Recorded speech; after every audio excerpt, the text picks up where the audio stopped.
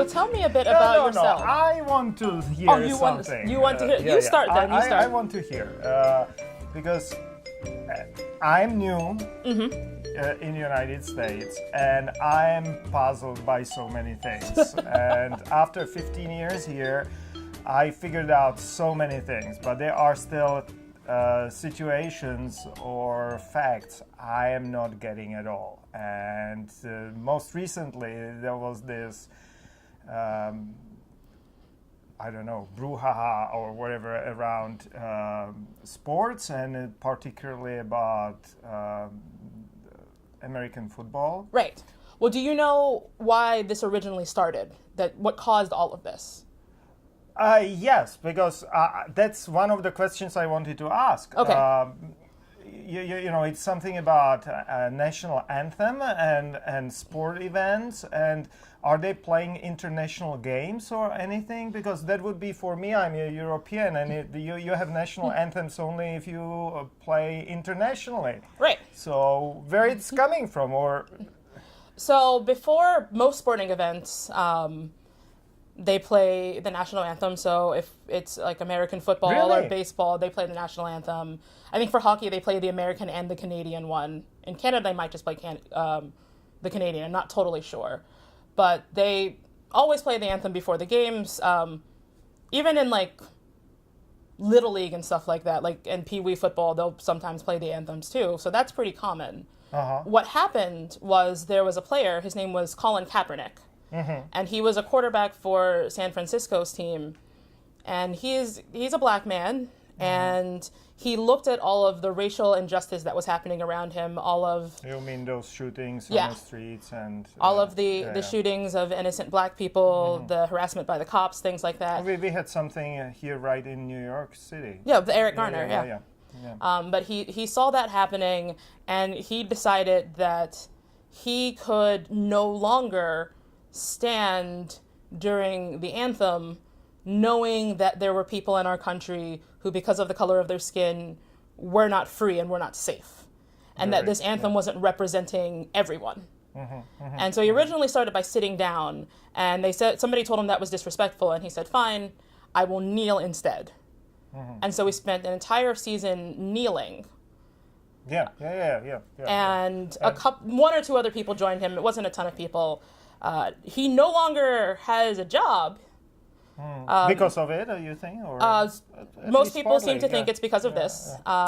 No team will sign him. There are quarterbacks for other teams who are not as good, but they have jobs and he doesn't. And so a lot of people within the sport of NFL football and outside of it, just regular folks like myself, have taken to kneeling on their own. People have been boycotting the sport. In an interesting twist, some people are boycotting because they're mad that the protest is happening.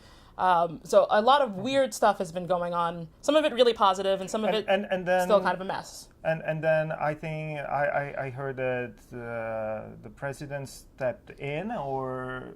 Yeah, so the president, during a rally, made a comment, and sorry for swearing, but he said something along the lines of he wishes any football owner would fire any son of a bitch who knelt. Really? That kind of language? That is exactly what he said. He used those words. Oh, gosh. Who knelt in front of the flag or the anthem. Yeah, you know, what is disrespectful about kneeling? Yeah. I'm not getting it. You know, for me, coming from a church background, that's probably the highest gesture of respect. Yeah. And I totally agree with that. From a religious background, kneeling is a sign of honor. It's a sign of respect. That might have been the reason he started doing it. There's also a long history of kneeling as part of the protest in the civil rights movement. John Lewis knelt. Martin Luther King knelt. So he's not doing anything new. The players that are continuing in his legacy aren't doing anything new, and they're not trying to be disrespectful. I think one of the biggest problems with what some people think and what our president heavily implied, beyond the fact that he basically called a bunch of people's moms bitches, which is horrible. Like, that's what that phrase means. Can we say to President, watch your language? I would love to do that. I don't know if he would listen. I'd love to do that. But one of the big problems is that he has interpreted this as disrespect towards the flag, as disrespect towards the anthem. Some people have even added it, I think he sees it this way too, as disrespect towards the military. And that's not what this is about. It's not about it's not about disrespecting any American symbol at all. It's about respecting and valuing the black and brown citizens of this country, including people who are in the military, including people who are in the armed forces, but trying to say that our lives have value. And this is a way for us to honor those lives until the rest of the country honors them as well. And lifting up certain issues which are present in a society, really. That's the darkness coming with racial tensions. I think that as I started, asking it, where is this coming from? Playing in the national anthem at the beginning of the match or matches or something like that. I have certain hesitations about this national religion or whatever you would call it. It's I think it might be the best solution of stop playing it altogether. I don't know how that would go over, but I do think you're right. Particularly as a person of faith, particularly as a Christian, we are not called to worship country. We're not called to worship a flag. A flag is fabric. We are called to worship God. And I don't necessarily see the kneeling as worshiping the flag so much as sign of protest. A sign of protest, but also if we wanted to add a spiritual element to it, or if any of the players wanted to add a spiritual element to it, we are called to seek justice and love kindness and walk humbly with our God. We are called to bring good news to the battered down, and this is a way to remind us of what that calling is. To answer your original question, though, somebody on my Facebook posted something that I thought was really smart. He had some of his Facebook friends asking about disrespecting the flag and all of that. And his response was essentially that people wouldn't need to protest if everybody treated their neighbor in a way that made them worthy under that flag. So it's less about, for him, and I would agree with this, it's less about honoring a flag or honoring the anthem and more about making it so that regardless of what race you are, what color you are, you get the same respect as all of your neighbors, be that your next door neighbor, be that your neighbor in somewhere else in the city, somewhere else in the country. When we all get that same love and respect, when we are all being treated fairly and justly, then there's no need to protest. That's how we end the protest. No one will kneel when justice is the word of the day.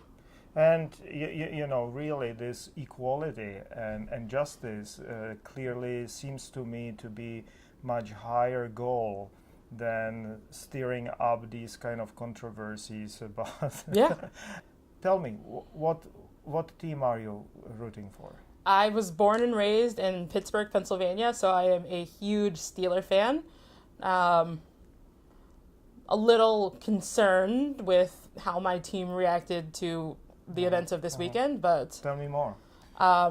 So Pittsburgh decided to stay in the locker room instead of kneeling. They kind of wanted to take themselves out of the conversation, which didn't work. All the people who were in support of kneeling were happy that they didn't come out, and all the people who were not in support of kneeling are kind of angry at them. The only person who did come out was our player Alejandro Villanueva, who was an Army Ranger. And since then, he has said that it was not his intention actually to come out so far.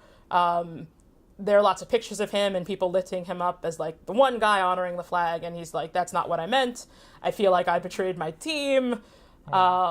I actually have a lot of respect for the people who are kneeling. He pretty well articulated that he gets that it's not about disrespecting the military, it's not about disrespecting the flag, it's about racial injustice, and he supports all of those who do kneel.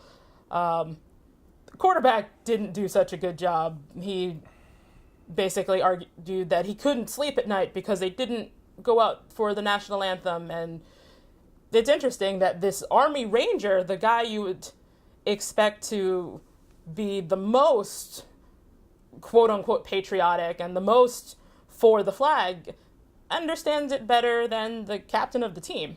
I think that that's very often the kind of situation elsewhere. Yeah, that's true. If you were really involved in a real conflict, say, or whatever, you have more realistic understanding and see it within much broader context rather than this kind of jingoism or something like that. Yeah. I have a lot of friends who are ex-Marines, ex-Army, ex-Air Force, and for the most part, a lot of them are people of color, but not all of them, but they all get it. And they recognize the honor that they feel in serving their country, and also that this is not meant to be an insult to them, that this is, if they've quote unquote fought for freedoms, some of those freedoms they fought for were your right to stand or to sit or to do what you want. I remember Olympics of 1968, not personally, but I was definitely taught about it and the gesture of Black Power. Yeah. And that is remembered all around the world. Absolutely.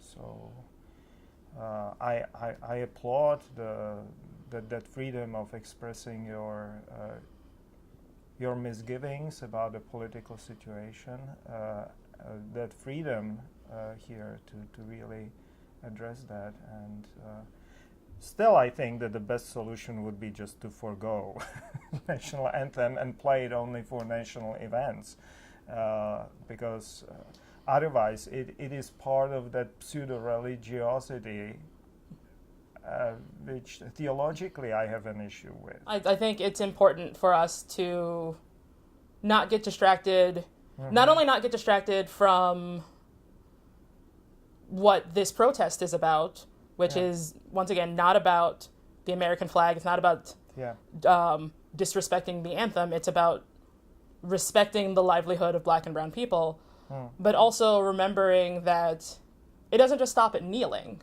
Yeah. Like, the players can kneel and bring attention to that, and that's great, but we also need to work on policies that protect people against racism. We need to work on anti-bias training. We need to make sure that our siblings in Puerto Rico are getting the help that they need. We need to make sure that all Black and brown Americans are being treated equally and fairly. Yeah. And that takes more than just kneeling. Absolutely.